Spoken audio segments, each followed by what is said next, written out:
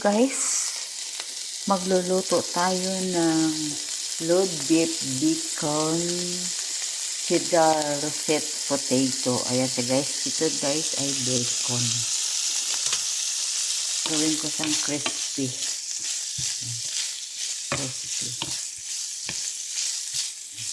Hayaan ko lang siya muna mag-crispy. Tapos ito guys yung potato ko. Babalatan ko siya. Ayan. So guys, ito na ginawa ko sa potato ko. Tinanggalan ko ng sa loob yung potato para malagay ko mamaya ang bacon. Tapos ito yung ano, tinanggal ko sa gitna. Imamas ko to siya. Tapos i-mix ko sa bacon. So ngayon guys, nilagyan ko siya ng butter. I-mix ko dito sa may mashed potato ko. Yan. Imamas ko siya dyan. So ngayon guys, ilagay ko na yung potato seasoning. Yan. Tapos i-mix ko lang siya dito. So lagyan sa natin ng grated cheddar. Hindi masyadong marami, konti lang. Tapos grated parmesan. Grated parmesan. Yan. Yan, ganun. Tapos i-mix lang siya natin guys. Lagyan siya natin ng asin at saka paminta para may lasa. Tapos guys, lagyan natin siya ng herbs para may green color. Yan. I-mix lang siya natin. Ganyan.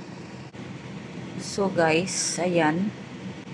Pinmix ko na yung bacon sa potato. Yan, i-mix na natin siya guys. So ngayon guys, ilalagay ko na dito yung ginawa kong potato. Yan, tinanggalan ko. Yan, ganun siya. Yan, ganun style niya. Tapos, doon din sa kabila. Yan, ganyan. Same procedure lang tayo. Yan. Yan, ganyan. So, dito din sa kabila, ganun din. Ito, hindi maganda pakagawa ko kasi nagkamali ako pag slice. Yan, ganun lang siya, guys. Yan, like, ganun lang siya, guys.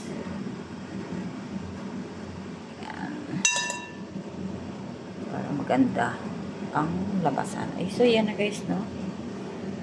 Nilagay ko na lahat-lahat ang aking potato dito sa potato. So, tinanggalan ko ng potato, nilagay ko siya sa loob. Ayan siya, guys. Tapos, ilagay ko siya mamaya sa oven. Ayan. So, ngayon guys, lagyan natin siya ng toppings na bacon ulit. Kasi, ni-reserve ko yung ibang bacon para ilagay ko dyan. Para i-toppings ko yun sa taas. Para maganda tingnan. Ayan.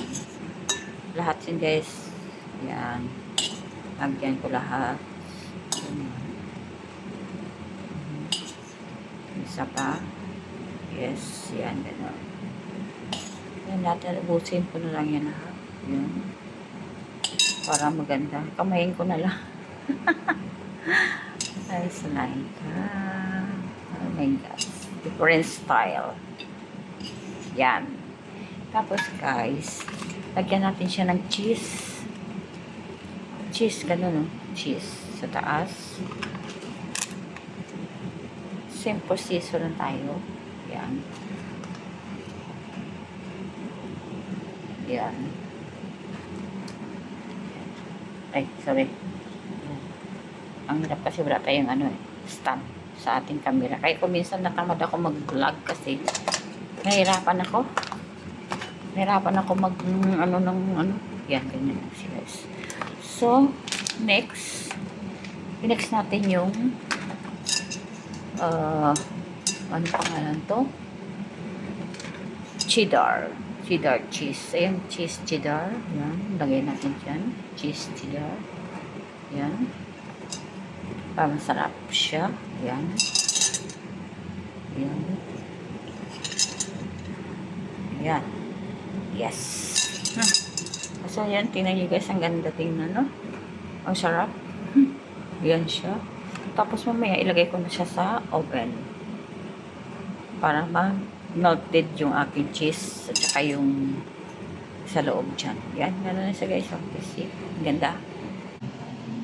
Ayan na. Ayan na siya guys. Ilagay ko na siya sa oven. Mga 15 minutes ko. Ayan. Ilagay ko na siya sa oven para mag-melted yung aking cheese. Ayan na siya. Timer natin ng timer ko siya guys ng mga 10 minutes. Yan. Close. Okay. So guys, gumawa ako ng salad. Lettuce. Yan. Para yun ang ano nila. Tsaka cucumber. Mix lang natin yan guys. Cucumber. And tomato. Yan, tomato. Yan, tomato. Guys, nilagay ko na yung balsamic vinegar saka mustard. So, i-mix lang siya natin. Lagyan siya natin mamaya ng konting paminta at saka asin para malasa-lasa. Mix lang. So, guys, luto na yung aking look with bacon. Ayan. Nasa oven na tapos na ito. Tapos yung salad ko ready na rin. Ready to eat. And yan. Sarap. Mukhang masarap. Pero di ko pa natikman. Yan. Ang sarap.